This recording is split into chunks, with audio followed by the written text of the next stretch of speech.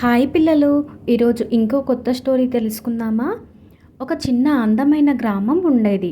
ఆ గ్రామంలో ఒక సీత అనే అమ్మాయి ఉండేది.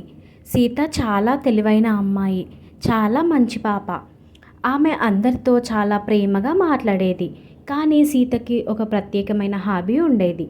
ఆమెకి డ్రాయింగ్ వేయడం అంటే చాలా ఇష్టం. సీత ఎక్కడ చూసినా గీస్తూనే ఉండేది. రోజు స్కూల్ నుండి ఇంటికి వస్తూ సీత రోడ్డుపై నడుస్తూ వస్తుంది. అప్పుడు ఆమెకి నేలపైన ఒక పెన్సిల్ కనిపించింది. అయ్యో, ఇది ఎవరి పెన్సిల్ అని చుట్టూ చూసింది. ఎవరూ కనిపించలేదు. అది నేనే తీసుకెళ్తాను, ఎవరైనా అడిగితే తిరిగి ఇస్తాను అని తీసుకుంటుంది. ఇంటికి వెళ్ళి సీత తన డ్రాయింగ్ పుస్తకం తీసుకుంటుంది. సీత ఆ పెన్సిల్ని తీసుకొని ఇంటికి వెళ్తుంది. ఆ పెన్సిల్తో ఒక అందమైన యాపిల్ గీసింది. ఆమె గీసిన వెంటనే ఒక అద్భుతం జరిగింది. ఆ చిత్రంలోని యాపిల్ కాగితం నుండి బయటకి నిజమైన యాపిల్గా మారింది. సీత ఆశ్చర్యపోయింది. అయ్యో, ఇది ఎలా జరిగింది అని అనుకుంది. మళ్ళీ ఒక మామిడి పండు గీసింది. మళ్ళీ అదే జరిగింది. మామిడి కూడా నిజంగా మారింది.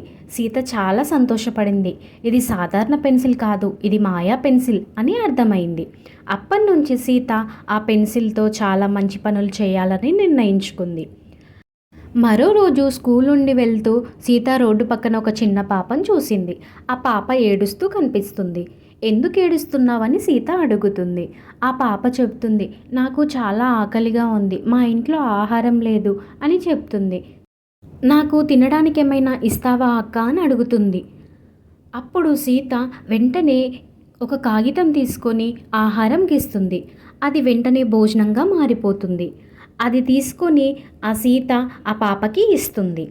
ఆ పాప ఆ భోజనం తీసుకొని సీతకి ధన్యవాదాలు చెప్తుంది. చాలా ధన్యవాదాలక్క, నా ఆకలి తీర్చినందుకు. అప్పుడు సీత హృదయం ఆనందంతో నిండిపోతుంది. అలా సీత కొత్త ఆలోచన మొదలుపెట్టింది. ఈ పెన్సిల్తో నేను చాలామందికి సహాయం చేయగలను అని అనుకుంటుంది. అప్పటి నుంచి ఆమె ప్రతిరోజు మంచి పనులు చేయడం ప్రారంభించింది. ఒకరోజు ఆమె చిన్న కుక్క పిల్లకి ఇల్లు గీస్తుంది. ఇంకా పేద పిల్లలకి పుస్తకాలు గీస్తుంది. ఆ పుస్తకాలని తీసుకువెళ్ళి పేద పిల్లలకి పంచుతుంది. అప్పుడు వాళ్ళు చాలా కృతజ్ఞతలక్క అని చెప్తారు. అలాగే పక్షులకు కూడా గింజలు పెడుతుంది. అవన్నీ చూసి గ్రామస్తులు సీతను చాలా అభినందిస్తారు. సీతను చాలా మంచి పనులు చేస్తున్నావని అభినందిస్తారు. ఒకరోజు స్కూల్లో అలాగే సీత డ్రాయింగ్ గీస్తూ ఉంటుంది. అప్పుడు రాము అనే బాలుడు అక్కడే ఉంటాడు. సీత డ్రాయింగ్ వేస్తుంటే అవి నిజంగా మారడం చూసి రాము ఆశ్చర్యపోతాడు. ఎలాగైనా ఆ పెన్సిల్ని దొంగలించాలి అనుకుంటాడు. సీత బయటకు వెళ్ళాక ఆ పెన్సిల్ని దొంగలిస్తాడు. రాము ఆ పెన్సిల్ని తీసుకొని ఒక పెద్ద హారాన్ని గీస్తాడు. కానీ అది నిజంగా మారదు.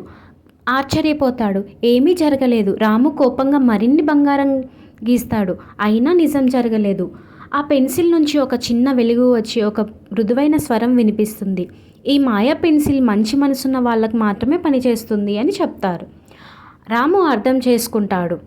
అతను సీత దగ్గరికి వెళ్ళి నిజం చెప్పాడు. క్షమించు సీత, నేను తప్పు చేశాను అని అంటాడు. సీత నవ్వుతూ చెప్పింది, పర్లేదు, ఇకపై మంచి పనులు చెయ్యు అని చెప్తుంది. అప్పుడు రాము, ఇక నుండి నేను ఎప్పుడు మంచి పనులే చేస్తాను సీత, ఇలా దొంగతనం చెయ్యను అని అంటాడు. అలాగే రోజులు గడుస్తుండగా ఒకరోజు గ్రామంలో భారీ వర్షం పడుతుంది. చాలా ఇల్లులు దెబ్బతింటాయి. గ్రామస్తులు బాధపడతారు. అది చూసిన సీత ఈ గ్రామానికి నేను ఏదో ఒకటి చెయ్యాలి అని అనుకుంటుంది. అప్పుడు వెంటనే తనకి మాయా పెన్సిల్ గుర్తు వస్తుంది. సీత వెంటనే ఇంటికి వెళ్ళి ఆ మాయా పెన్సిల్తో ఇల్లులు గీస్తుంది. అప్పుడు నిజమైన ఇల్లుల్లాగా మారతాయి. అప్పుడు గ్రామంలోని ప్రజలంతా సంతోషపడతారు. సీతని ఆ గ్రామంలోని ప్రజలు అభినందిస్తారు. ఆ రోజు నుంచి సీత గ్రామంలో మంచి పనులు చేసే చిన్న దేవతగా ప్రసిద్ధి పొందింది. ఆమె ఎప్పుడూ ఆ పెన్సిల్ని మంచి పనులకే ఉపయోగించేది. అందరూ సంతోషంగా జీవించారు. పిల్లలు, ఈ స్టోరీ మీకు నచ్చిందా? నచ్చితే ప్లీజ్ BRR TV ఛానల్ని సబ్స్క్రైబ్ చేసుకోండి. Thank you for watching this video.